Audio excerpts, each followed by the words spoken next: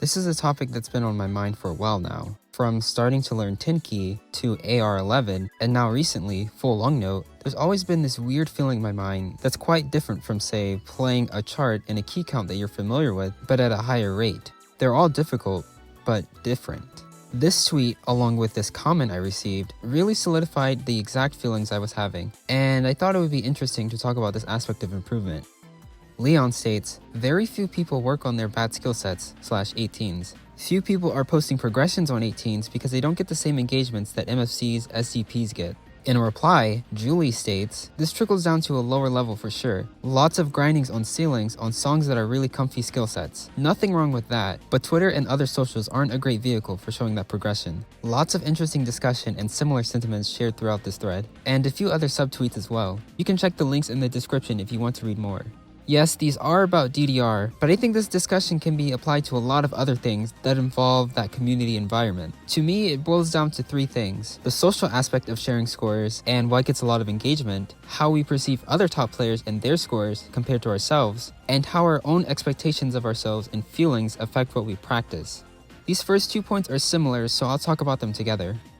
You're probably familiar with the Osu game subreddit and how half the posts here are of top players earning 1000 PP left and right. There's even this rule about low relevance achievements, but they are allowed in the weekly achievement thread, so it's not all bad. Though this kind of thing is necessary from a moderation standpoint, as to not have every single player flood the feed with any score. There are occasional posts that do show B scores or insanely push double time plays that emphasize the player going out of their comfort zone. But the main posts getting the most upvotes are the ones with high PP numbers or even if FC PP. At least to me, this kind of thing gets exhausting seeing the same 7 names over and over, and every score being above 1000 PP. Like, this is not a good frame of reference for an average 5 or 6 digit to compare to, but I'll get more into that later. If anyone's unfamiliar with my playstyle and they see this, they may think it's bad to get A ranks, or even someone like Sabrina with 100% accuracy. It can give off the idea that we're perfect and don't struggle with any maps we play. But really, in my case, all my worst scores are not directly visible, and I guess for Sabrina, she just actively avoids setting scores on harder maps, which is the main thing that's required for a great amount of improvement. This concept is further exemplified through servers like Osu Perfect, where a majority of the active players here solely focus on grinding the ceilings of songs of maps that aren't particularly difficult for them. Even the grading system in Osu is punishing for going anywhere out of your comfort zone. Lifting 1 millisecond too early and your whole score is invalidated. I was playing a tournament the other day and I was literally AFK for 30 seconds. I come back, realize what's going on, and I was able to recover an entire quad A, all because this game recognizes how... Anyway, recently, Twitter user Kiruo was on my feed and states, I don't care if my clip is impressive or not, if I'm proud of it and I'm improving, so I'm posting it.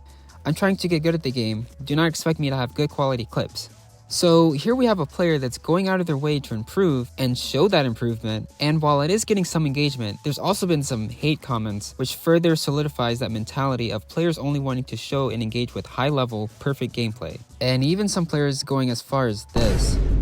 I honestly hope she continues posting and sharing her progress throughout the game, and to not let the negative comments affect her, as we need more of this in the community. It really shows that no matter what level you're at, you can always improve and have fun sharing these moments with others. Of course, none of that matters if she's cheating. I want to add that having a rival or even a small group of friends that you share scores with can bring everything down to a more realistic level, where you're not comparing yourself to MREC and can make for a casual, friendly space to share your growth. This comment.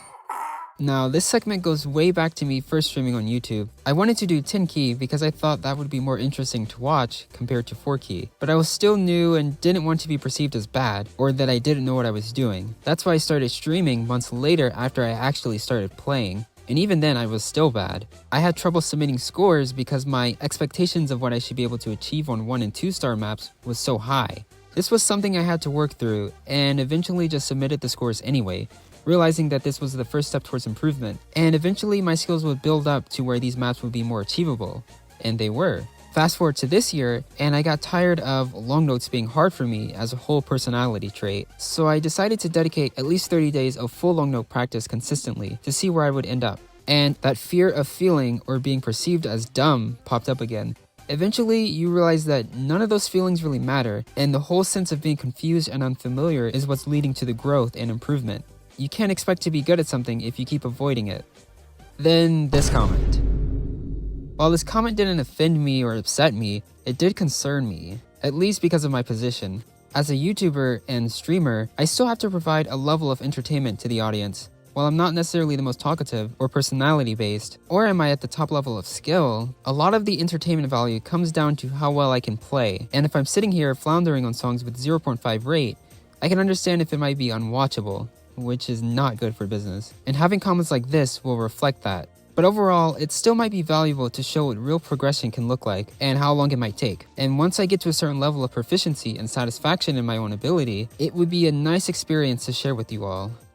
So, to sum up everything in this video, it's okay to want to follow and share some of the top level gameplay going on, but also give attention to your own level of improvement and your peers, as that can be equally impressive and meaningful to everyone's own level. Having a rival or group of friends to share your progress with can be helpful to staying motivated and not feeling too overwhelmed.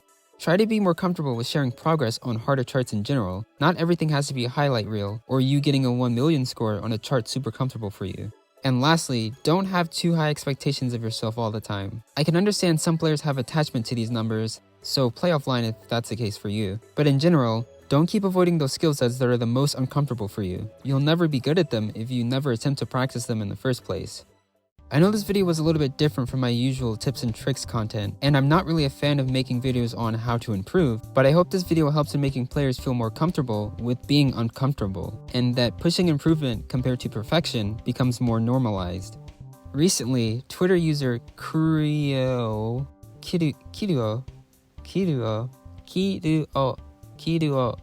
Twitter user Kiruo, and I can't say that, Kiruo.